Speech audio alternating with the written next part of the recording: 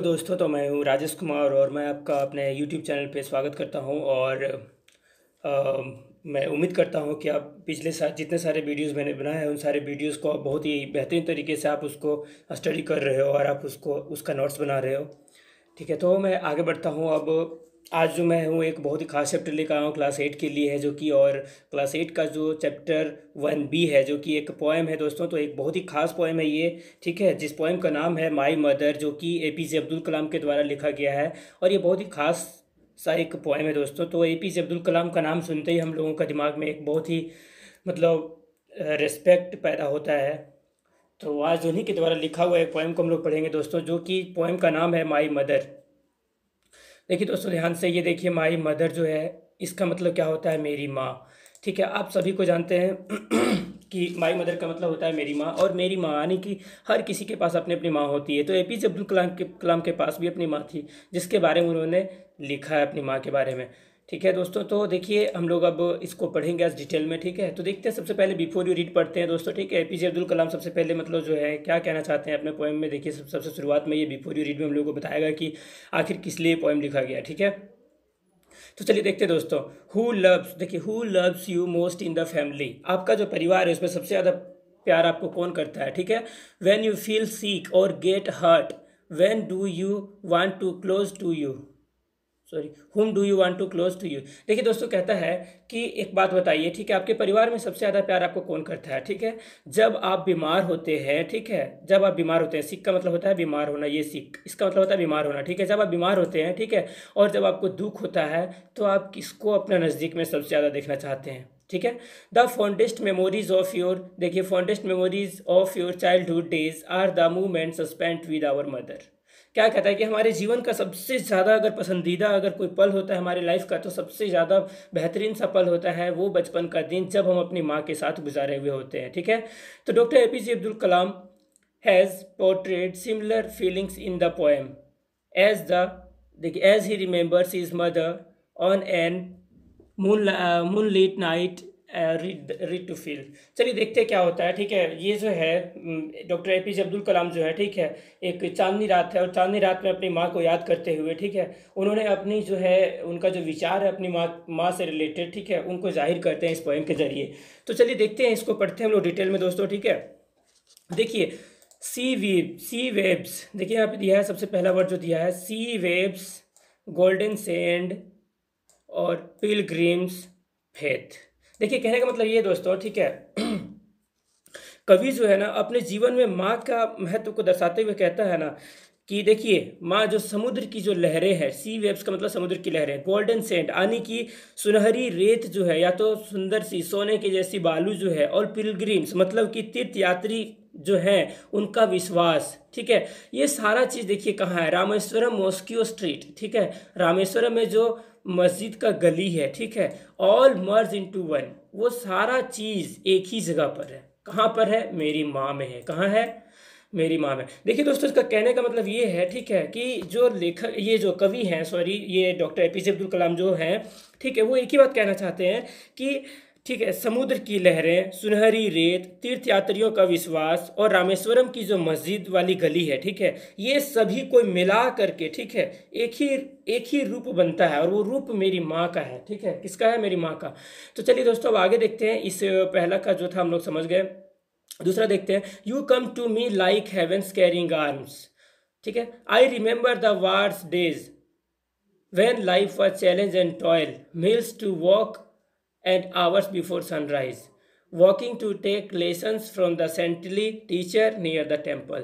देखिए क्या कहता है, ठीक है, ये कहते हैं, ठीक है, कभी अपनी माँ को मतलब संबोधित करते हुए कहते हैं, ठीक है, कि तुम तो मेरे लिए, मेरी माँ जो है देखभाल करने के लिए हो मेरे पास, लेकिन ऐसा लगता है जैसे कि तुम स्वर्ग से पर्सनली मेरे लिए ही भेजी गई हो। ठीक है, आज भी मुझे याद है, I remember the war days, मुझे आज भी याद है वो युद्ध का दिन, जब लाइफ बहुत ज़्यादा चैलेंजिंग था, मतलब कि बहुत ही चुनौतियों से भरा जिंदगी था, और बहुत ही ज़्यादा कड़ी मेहनत करने से ही ज़िंदगी चल रही थी। ठीक है, और सूरज की देखिए, hours before sunrise miles to walk, यानी कि सूर्य के उगने से पहले हम लोग कितना मील दूर चले जाते थे, है ना, और देखिए walking to take lessons from the saintly teacher near the temple, और वो मंदिर के बगल में जो ठीक है संत स्वभाव वाले जो शिक्षक थे या टीचर थे उनके पास मैं जो जाया करता था पढ़ने के लिए।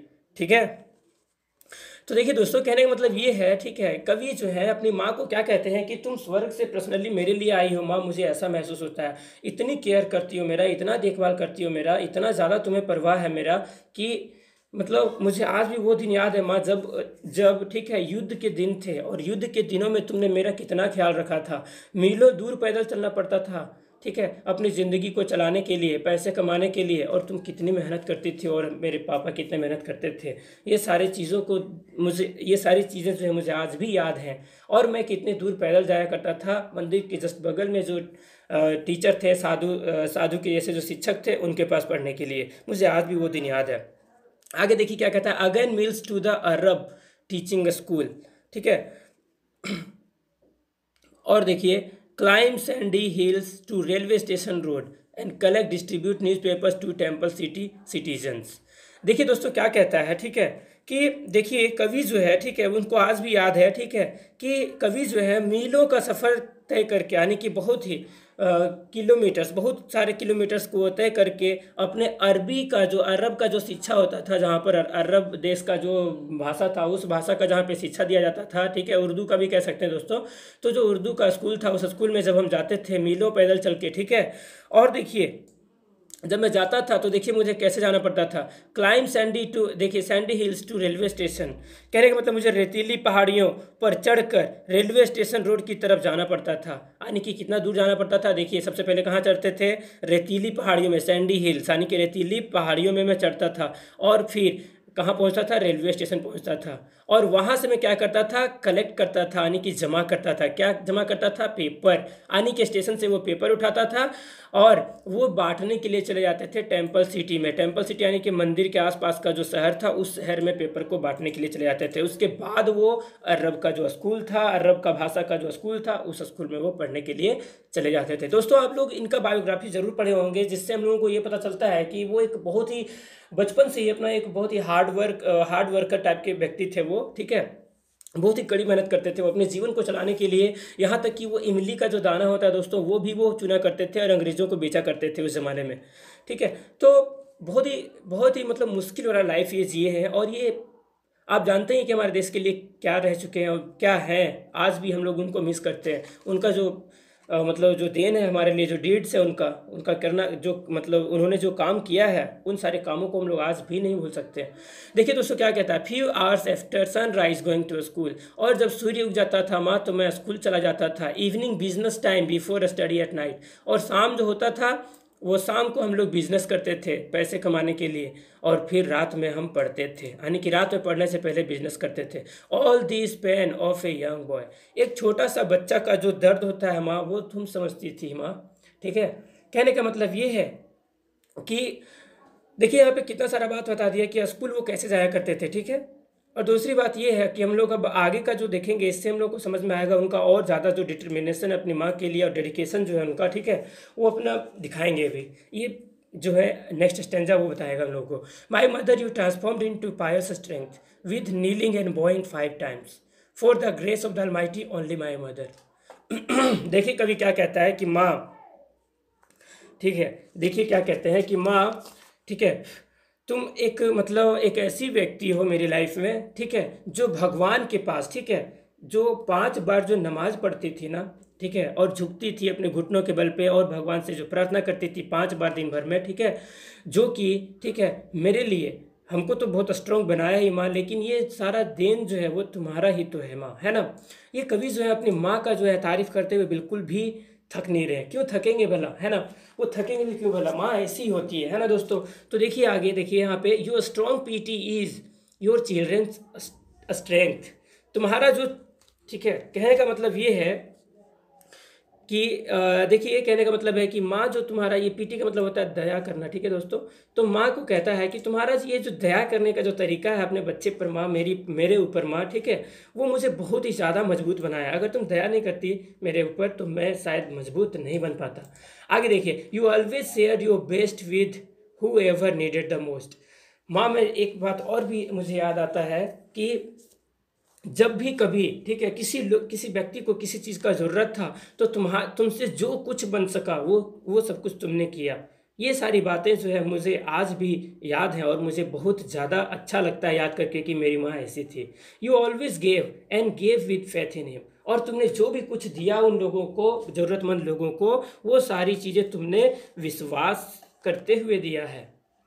देखिए आगे क्या कहते हैं कवि, I still remember the day when I was 10। आज भी मुझे वो दिन याद है माँ जब मैं 10 साल का था। Sleeping on your lap to the envy of my elder brothers and sisters. क्या कहते हैं कवि कि मुझे आज भी वो दिन याद है मैं जब 10 साल का था और तुम्हारी गोद में सो रहा था।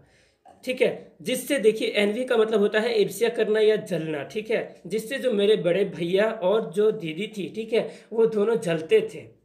ठीक है, it was full moon night. ठीक है, ये जो था पूरी चांदनी रात थी। And my world only you new. और मेरी दुनिया तो सिर्फ तुम्हें ही पता था माँ। मदर, माई मदर, यानी कि मेरा तो संसार जो था वो तो सिर्फ तुम ही थी माँ। ठीक है, पूरे आसमान में चांद था, ठीक है, भाई बहन सब थे आसपास में, लेकिन मैं तुम्हारे ही गोद में पड़ा रहता था, जो कि मेरे भाई और बहन को, ठीक है, जलन महसूस कराता था। ठीक है, तो मेरी दुनिया तो तुम ही थी माँ। आगे देखिए, when at midnight I walk with tears falling on my नी।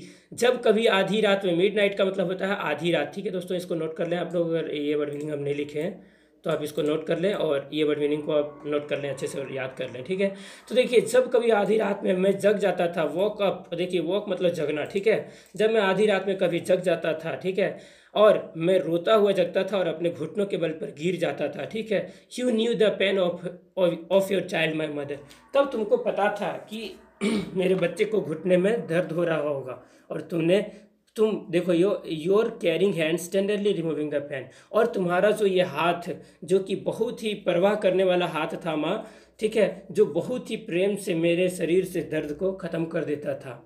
यानी कि जब कभी रात में, कभी जो है आधी रात में जब जग जाते थे और वो रोते हुए, कोई सपना वगैरह देखते हुए अगर वो रोते हुए गिर जाते थे बेड से नीचे, उनका घुटना में चोट लग जाता था, और वो चोट लग जाने के कारण उनका माँ जो है बहुत ज़्यादा टेंशन में पड़ जाती थी, और वो अपने हाथ से अपने बच्चे का जो है बहुत ही प्यार से उसका दर्द को हटाती थी। ये सारी बातें जो है कवि को आज भी बहुत ही बेहतरीन तरीके से याद है।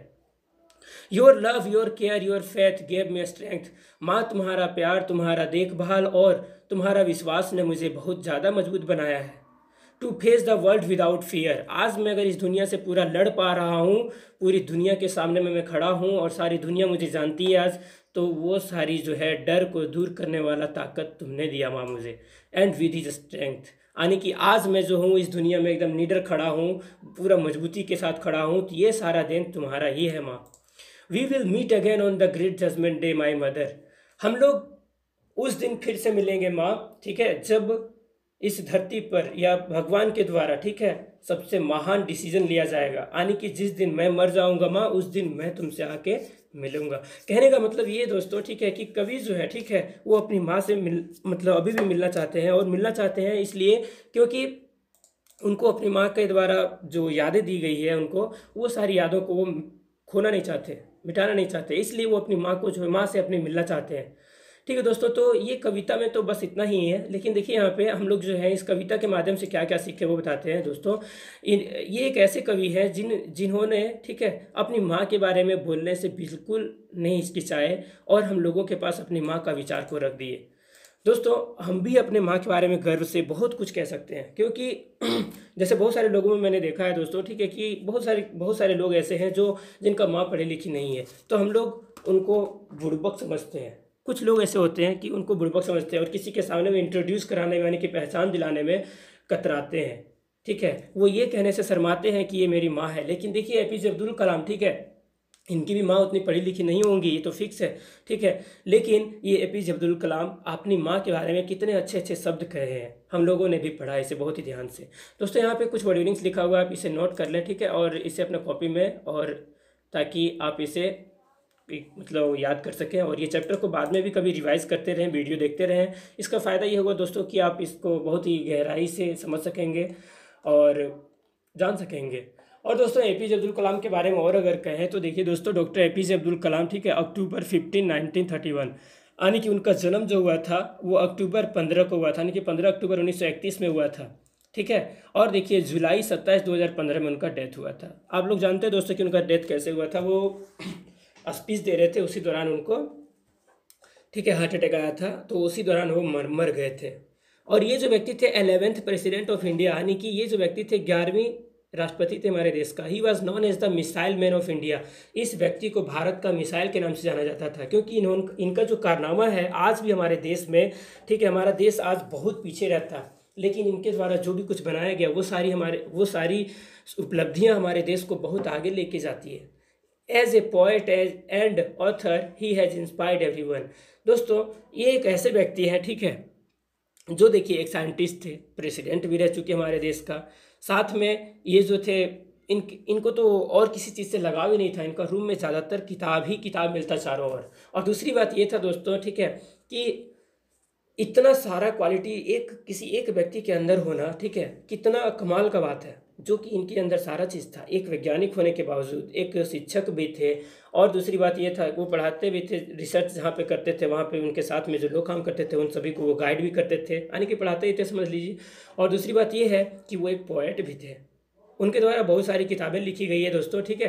तो विंग्स ऑफ फायर ये सब भी उनके द्वारा ही लिखा गया बुक है, तो हम लोग उसको पढ़ सकते हैं और बहुत ज़्यादा जानकारी हम लोग इनके बारे में प्राप्त कर सकते हैं।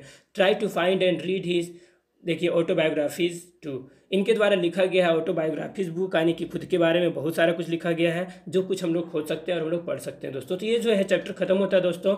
मैं इसका वीडियो जल्दी अपलोड करूंगा, चैप्टर 1A और 1B दोनों का क्वेश्चन आंसर, जो कि ऑब्जेक्टिव क्वेश्चन होगा, मैं छाट के आप लोगों को जल्द ही अपलोड करूँगा इस वीडियो को, ठीक है। आप लोग इस कहानी को और ये पोएम को, पिछले जो कहानी पढ़े हैं द नेव फ्रेंड्स और ये वाला पोएम, दोनों पोएम को अच्छे से रिवाइज करते रहें, ताकि हम आप लोगों को बाद में जब, ठीक है, जब क्वेश्चन कराएं, ठीक है, तो बहुत ही मतलब अच्छा तरीके से समझ में आए दोस्तों, ठीक है। तो मैं इसका ये 2 से 3 दिनों के अंदर ही मैं इसका वीडियो बनाऊंगा, जल्द ही इसका, ठीक है। तो आज के लिए बस इतना ही दोस्तों, और मैं चाहता हूं कि आप इस चैनल को शेयर करते रहें, ताकि आपके सारे जो फ्रेंड्स हैं उन सारे फ्रेंड्स को भी इस वीडियो का फ़ायदा मिले और आप भी फ़ायदा उठाएं। चलिए ठीक है दोस्तों, तो thank you, that's all and